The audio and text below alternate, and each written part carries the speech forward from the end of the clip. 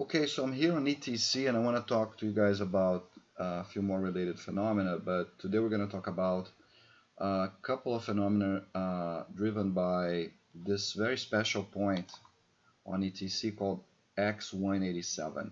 And the most important feature of X187 is that it is the midpoint. It is the midpoint of the two isodynamic points, as marked over here, midpoint of X15 and X16. Okay, so ignoring all the other details, let's turn back to our simulation environment. And what I'm going to do here, if I can, is I'm going to turn everything off, and I'm going to study the motion of a triangle, okay, which is turning about its X187. Okay, now the first very interesting result is the following. So I want to look at the inversive image of this guy.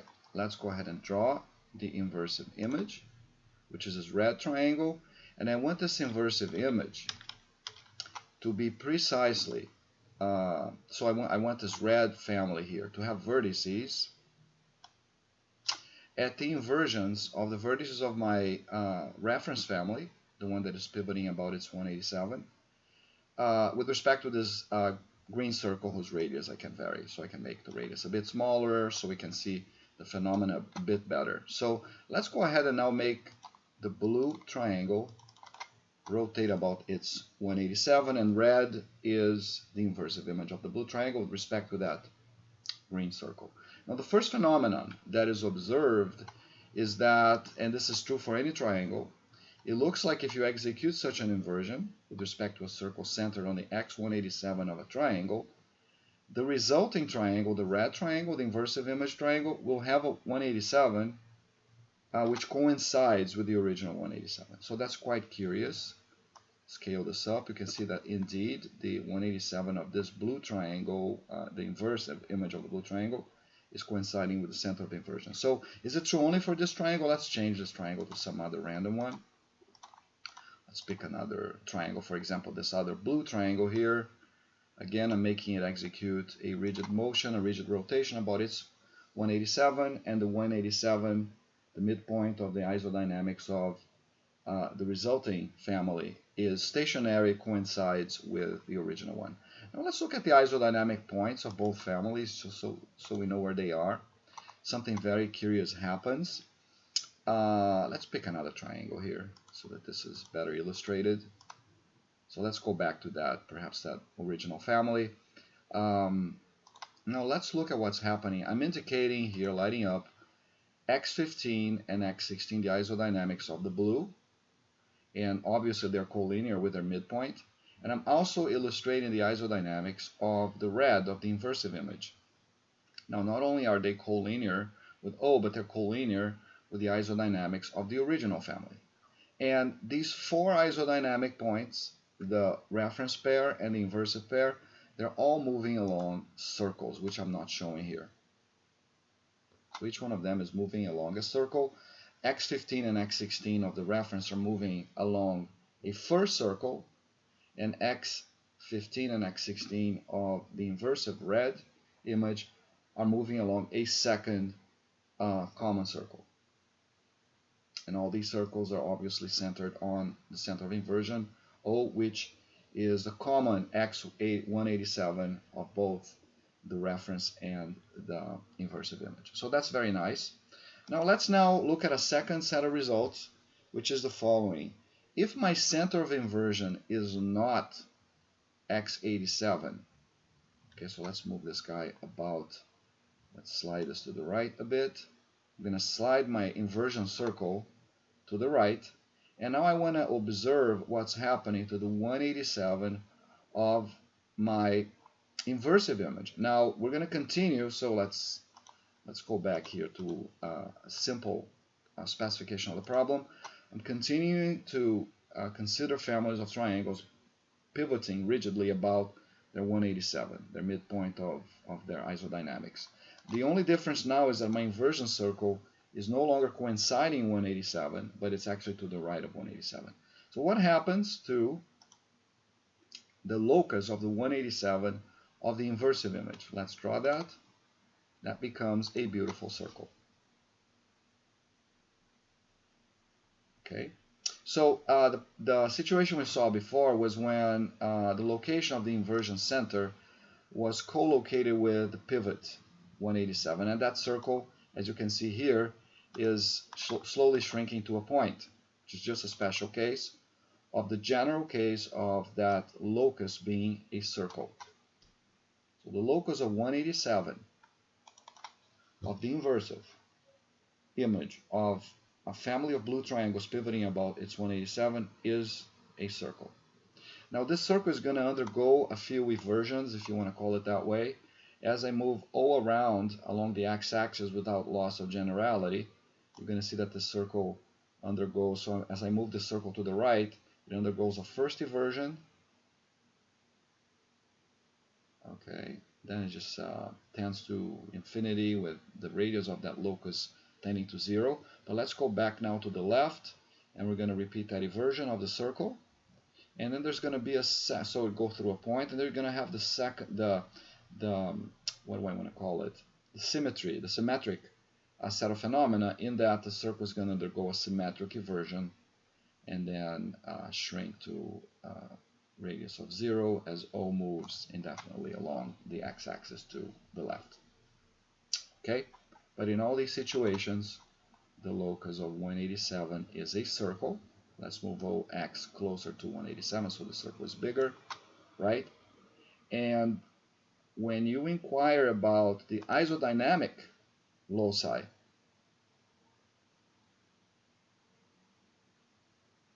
you get the following situation. So now this analysis is going to be a bit more complicated, and you have to go back to one of our videos before, but you can see here that 187 of the original family is obviously stationary by definition, and then x16 and x15 of the original family are moving along a common circle centered on 187, since 187 is their midpoint, and this is simply a rigid rotation, so that's to be expected. That blue dash line is a rigidly rotating blue dash line connecting the two isodynamic points of the reference. But what's a bit more complicated to understand is what's happening to the axis between the two, and this is the Brocard axis, this is a portion of the Brocard axis, right? Of the blue triangle, this is a portion of the Brocard axis, and this is a portion of the Brocard axis of the red family. And the center of the midpoint of the isodynamics are moving along the circle, and the isodynamics themselves are each moving along a circle, and it looks like they are a common circle just by inspection. So let's check that. I have a way to do this. So I'm going to let my family continue to pivot about 187, which is the case here, and I want to draw, so let's go ahead and erase the isodynamics. I want to draw the locus of just x15 of the red family. So this is what I'm going to do. Okay, so x15 of the red family is that piecewise circular and point locus. And let's look at x16, also doing that. So let's analyze x15 for a little bit. So let's zoom that in. And let's look at what x15 is doing over this motion. So it's moving along this, what looks like this first circular arc. And I'm going to light up the circumcircle. Remember, the circumcircle of the blue family, when it contains O, there's a qualitative change in the motion of x15, as we saw in a previous video. So there we go. We're going to advance this slowly. And I'm going to advance this on a degree basis, 6, 7, 8. So we're reaching 300, and this number is arbitrary, 301. And now as the circumcircle invades, or as O invades the circumcircle, x15 discontinuously jumps to here. And let's see what it keeps doing as it moves along that arc. Okay, so that's rather interesting. X15 is actually moving along two circular arcs that are coinciding. So here's a second portion of X15's motion. along this arc here. And then when it's going to reach this tip, it's going to jump back to the original arc, which coincides, which has a portion that coincides with the second smaller arc. So there you go. I'm moving along that smaller arc, x15. Now it's going to jump to the bigger arc, and that bigger arc traces this entire region here, which contains a smaller arc. So there you go. It contains a smaller arc. So this is actually different from the previous videos where we actually saw the union of a point and an arc. Here you have the union of two arcs, but these two arcs, their union actually is a single arc, okay? But there are two phases to this motion. So the smaller arc phase and the bigger arc phase. Now, is this always going to be true? How about if I move the center of inversion? Let's look at, qualitatively, this still looks like a two-arc motion. Two-arc motion, and at some point, okay, so if O is sufficiently close so that looks like I'm always going to be exterior, O is always going to be exterior to the circumcircle, then the motion of x15 collapses to a single circle, okay, and then as O moves to the right, let's move to the left. So I go back to that two-arc motion, and let's see if there's another phase here. Looks like I'm always going to stay within this kind of Pac-Man sort of motion, and we're going to get the reverse picture on the other side. Here's the two-arc Pac-Man motion. It goes through an inversion, and then it goes back to that. How about x16? Let's see what x16 is doing. So here's x16. Let's break down this motion to see what portions it contains.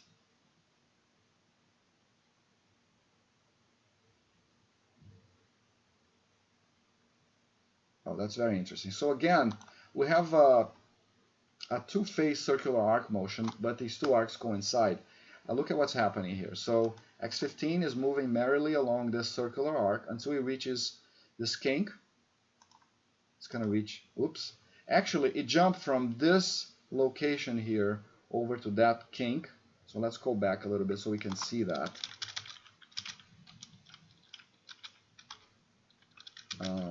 80, 85, let's go ahead and put 90 here, 300. I want to go back to where I was before. So I was down here, right? And x16 of the inversive was approaching this point here. Again, you're going to have this version of the inversive image corresponding to O leaving the interior of the circumcircle. And when that happens,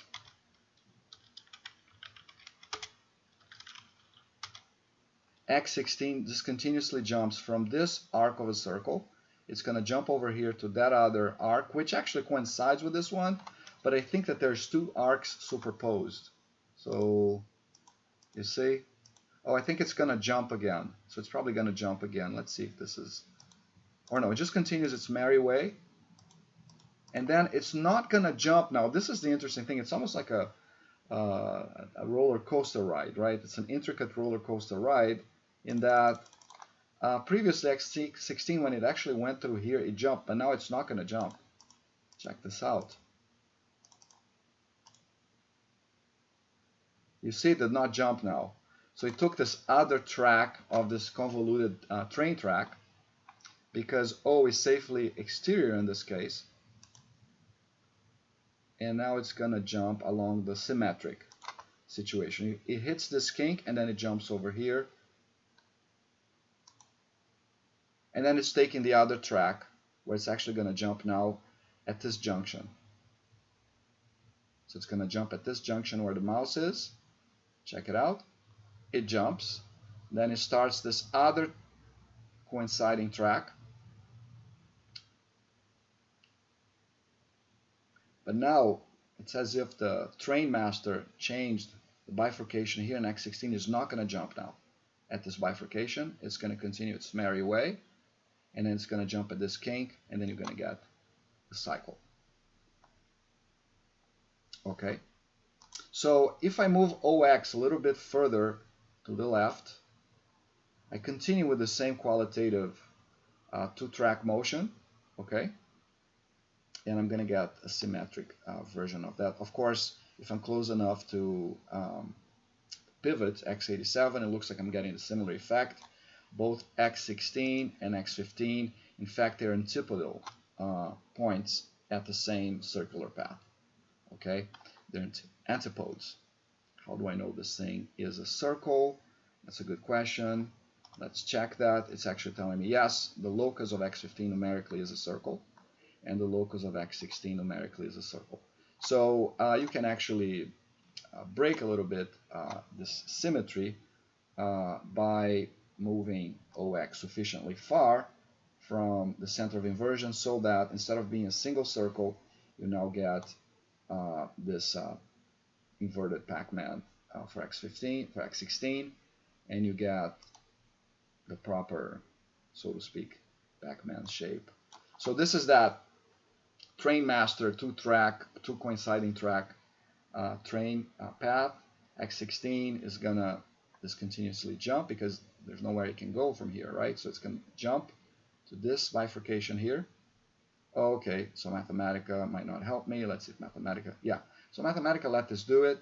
Now I've jumped here, but now what's interesting is I'm no longer going to jump at the previous spots. I'm going to go straight through this junction here, and I'm going to go, more importantly, straight through this second junction. And I'm going to reach that kink and then repeat the procedure. So these are phenomena connected with 187. Thank you for watching.